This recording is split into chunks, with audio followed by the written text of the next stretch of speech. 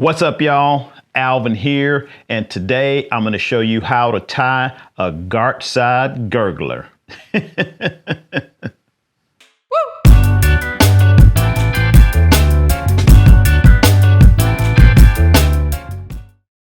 All right, so the Gurgler is another one of my favorite, super easy to tie, down and dirty, fish catching guide flies. You can tie it in all kinds of colors, you can tie it in different sizes, you can use different materials, and it'll catch bass, it'll catch trout, it'll catch redfish, and most of all, it's super easy to tie. So let's get after it.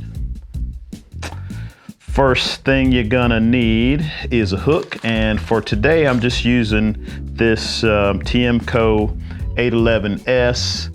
There's a lot of different hooks that would work. You could tie it on a freshwater hook, you could tie it on a saltwater hook. Like I said, you can tie it bigger, you can tie it smaller. It's just a super versatile pattern, and this just happens to be what I'm using it for. So I'm gonna throw these at bass and redfish. This is a size 1 hook. You can tie them much smaller, you can tie them much larger. All right, so there's our hook.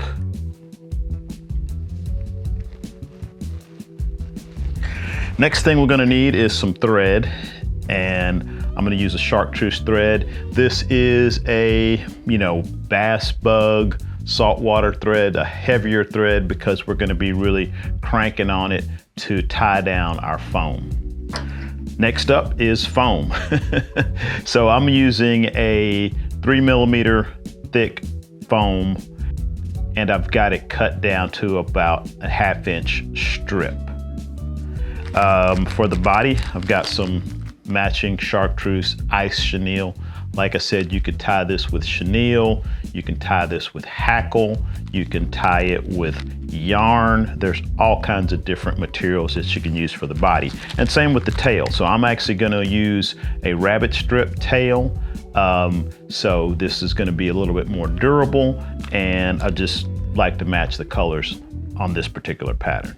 So that is all you need to tie this fly. A hook, some foam, some thread, some kind of body material, and some kind of tail.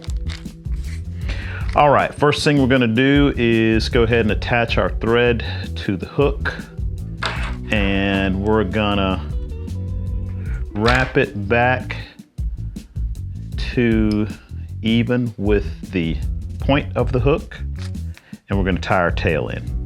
I'm gonna make the tail a little bit longer than the shank of the hook. I'm gonna tie it in, starting right above the eye, like so. Wrap that thread up past the end of that rabbit strip, and then we're ready to tie our foam on. Now, some people will clip the foam off and tie it in the same starting place. I actually like to put my foam all the way up to the eye of the hook and tie it in that way. I feel like I just get more foam underneath the other materials to help the fly stay nice and high. So just more flotation. So I'm gonna go ahead and wrap that back a little bit past the point of the hook.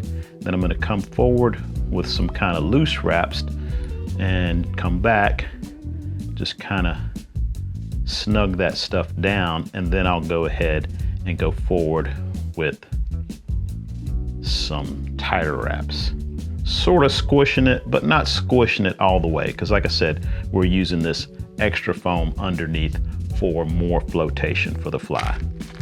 Okay, next step is we're going to attach this ice chenille for the body. Then I'm gonna go ahead and wrap my thread all the way back up to the eye of the hook. I'll go ahead and wrap my ice chenille on. This stuff here is pretty long, so as I'm coming forward, I'm gonna sort of stroke it back to kind of encourage those fibers to all kind of point back toward the bend of the hook.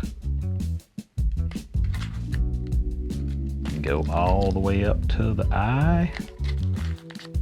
Get lots of this stuff on the underside. We get to the eye of the hook, and we're going to tie this down. Maybe give it a couple more wraps. All right, 1, 2, 3, 4 for good measure. Clip off. Just be careful. Don't cut your thread. I've actually done that before in a video, so if you cut your thread, it ain't the end of the world. Then I'm going to kind of wrap it back just a little ways before I fold my foam over. So I'm going to fold the foam over. You kind of give it a little tug to flatten it out back here, and then I'm going to kind of stroke that under body material back, and I'll just sort of pinch that down, and you can see I'm right behind the eye of the hook. Couple of kind of loose wraps, and then I'm going to go ahead and pinch it down.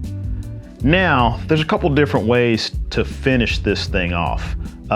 You could just, pull your thread back, build up a little bit of a hump here to encourage that foam to stand straight up like so.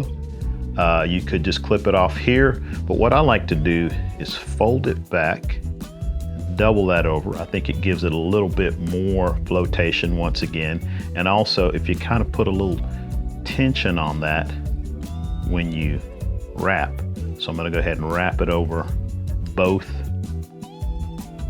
layers of the foam, get it down nice and tight. And I'll come back in front of the foam again and give it a few more wraps, kind of build up a little hump in front of that foam.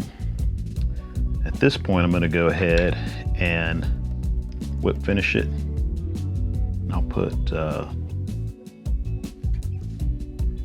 some head cement on it, or maybe I won't put any head cement on it. All right, that's pretty much it. So you can fold that forward, and like I said, this kind of doubled over piece gives it a little bit more flotation in the front and gives it a little bit more of a gurgle. You can go ahead and fold it off, cut it off here. You can cut it off nice and close if you want. Once again, I like to leave a little bit more foam on there just for the flotation. If you wanted to get fancy, you could get another colored foam, put a strip on top, and that'll give it even more flotation. If you wanted to put a brighter color on there to make it easier for you to see, especially if you tie this in a smaller size. But this is a super easy to tie fish catching down and dirty guide fly. All right, I hope y'all like that. I've got a whole series of these super easy to tie guide flies. I'll throw a link up there. If you haven't, please subscribe to the channel. That really does help me out. Give the video a thumbs up, all that YouTube stuff. Hopefully, I'll see you in the next one. And in the meantime, good luck on the water.